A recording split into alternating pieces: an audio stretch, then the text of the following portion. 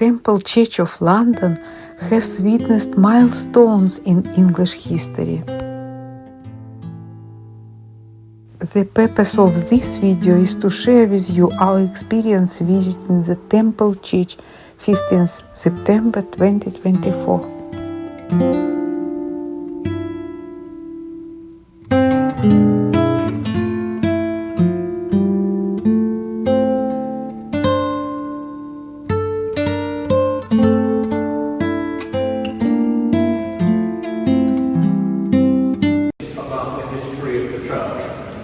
I will be standing there and we'll be starting in 2 or 3 minutes' time. If you might enjoy just learning a bit more, please do, just take a seat. There's absolutely no hurry at all. I hope you're enjoying a very happy afternoon going around the temple. Before starting, I suspect most of you know this, but in case you don't, a large part of the temple is open this afternoon, and on a gorgeous September day like this, it is all looking magical. So if you do have time in your schedule, make sure that you have a moment in the garden to my own house, which is just behind that window there. Inner temple garden is open, which is just at the other side of the brick building there.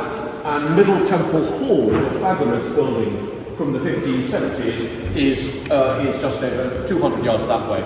If you've got time, well, why not? Just enjoy them all. In particular, Middle Temple Hall is only very rarely open. It really is a good opportunity to see inside it. So, frankly, why not? Anyway, how lovely to see you. My name is Reverend Griffith-Jones.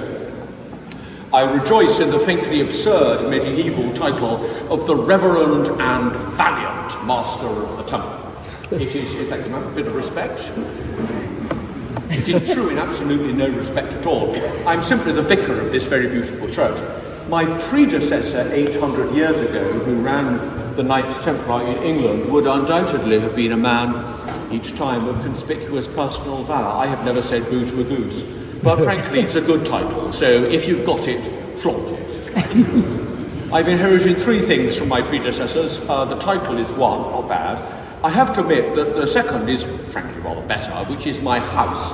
Very pretty house just beyond the church. The third is less good. I have inherited my predecessor's salary of £17 a year. Ah well, there we are. I feel slightly overhoused and underpaid in some ways, but there has been a slight allowance for inflation, so I get by. Anyway, here we go. Let's do a very quick 860 years of history in 15 minutes. The Knights Templar built this church, of course, hence its name. The Templars' task in the Middle Ages was to protect pilgrims going to the Holy Land. Within the Holy Land, the most sacred place of all, effectively the centre of the world, was Jerusalem. Within Jerusalem, the most sacred place of all, effectively the centre of the world, was the Church of the Holy Sepulchre, the site of Christ's own death and burial and rising. And the Holy Sepulchre in Jerusalem is round, with a giant colonnade, a tall inner drum, and a walkway for pilgrims.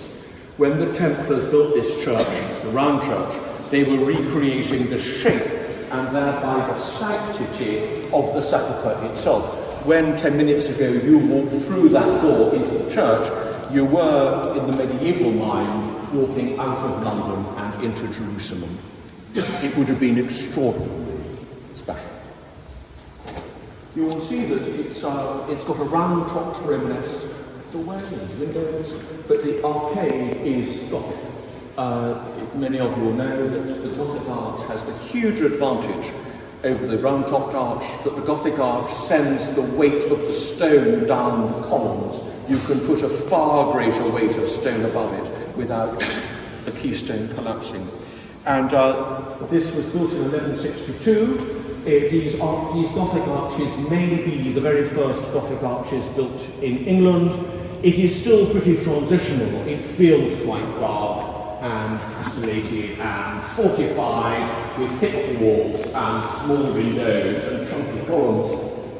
This, the second chancel on the site, was built to be the burial place of King Henry III, and was consecrated in 1240. And by this stage, the Gothic architect has mastered his art.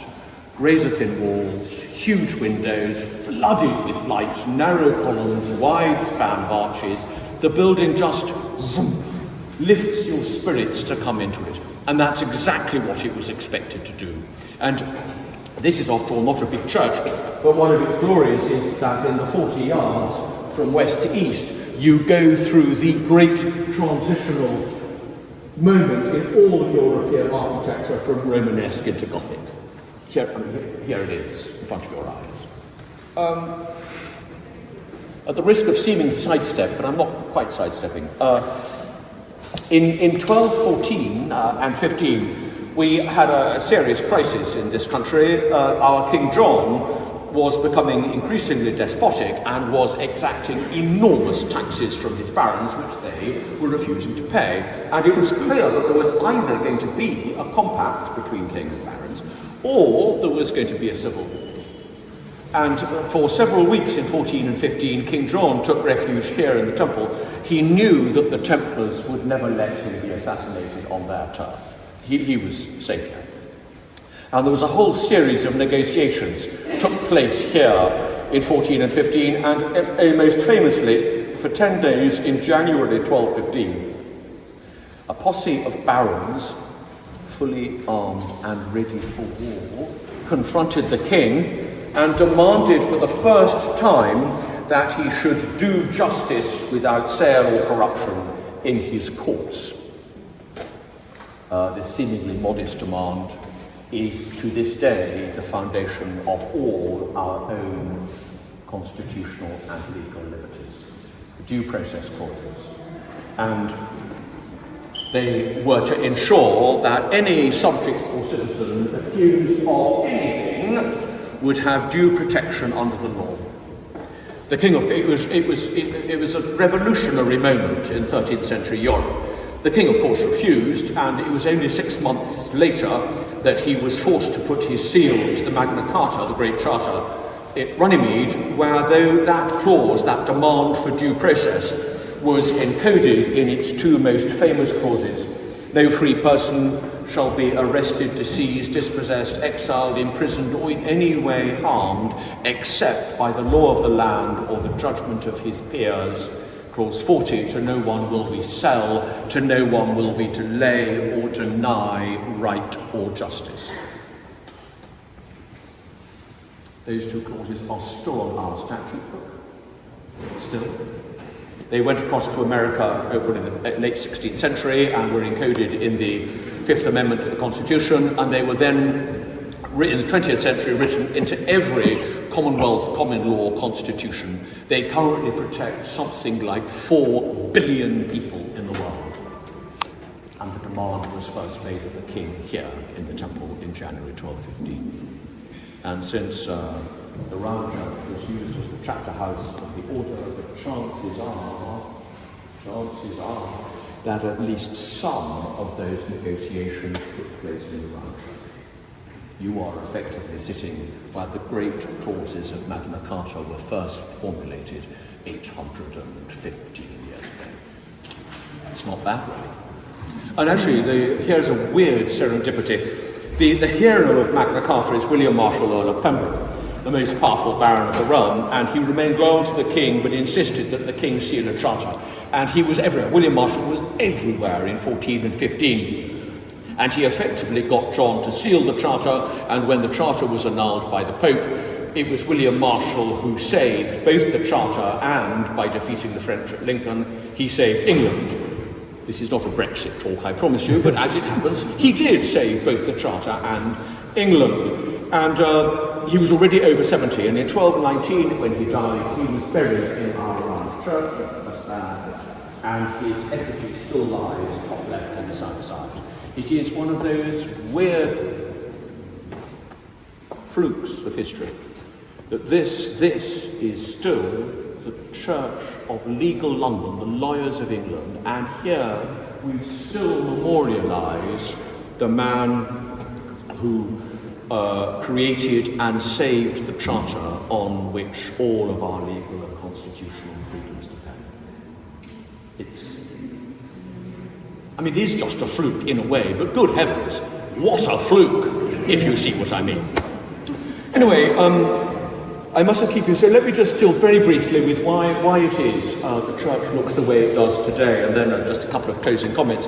You have every reason to tell me that is patently tosh. The church is brand new. I mean, a lot of it is brand new. The reason for this, as throughout this part of London, lies in the Blitz. The Blitz started in September 1940, and it was relentless. The German superiority was total, and they just night after night. This is not my subject, but apparently bombing London was very easy.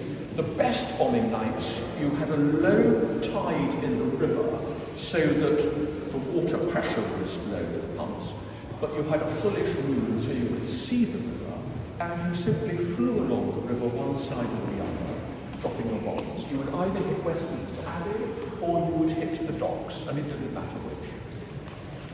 Went on for months, night after night. The 10th of May 1941 was the worst night of all. The Abbey was hit, Parliament was hit, in a temple hall was destroyed. The incendiary bomb landed here above the present pulpit. The fire swept out of the roof above this hall. The fire came down the organ, destroying it, burnt out all of the woodwork. Every one of these columns cracked in heat, and the vault stayed up. Good heavens, they came out of the and then the fire leapt onto the roof of the ground and brought that down, hence the damage to the effigies. There was an American journalist in London that night, on the 10th of May, who filed a report to New York saying he thought that something happened to London that night. It was all just too much, and London, as it were, buckled at the knee, and if London crumbled, the war was effectively lost. And on the 11th of May, London was still in flames and waiting in trepidation for nightfall, and on the night of the 11th of May, the skies remained completely silent. Hitler had already decided to go to Russia 1 year to the day after the fall of France, and he had sent his bombs to the east. And then we got away with it by the skin of our teeth. Anyway, it took 15 years to repair. Isn't it beautifully done? The windows, they were present from the greatest company in London by Magna Carta, who was famous for the extraordinarily rich layers of blue. And 50 years ago, we put a new window on the south side, and when you walk around, you'll see the colours of the new window. Miraculous in that the colours of the east window. How is it possible? Because Caroline Reverend, who made the new window, was the daughter of Carl Edwards, who made the east window and was brought up in her father's studio.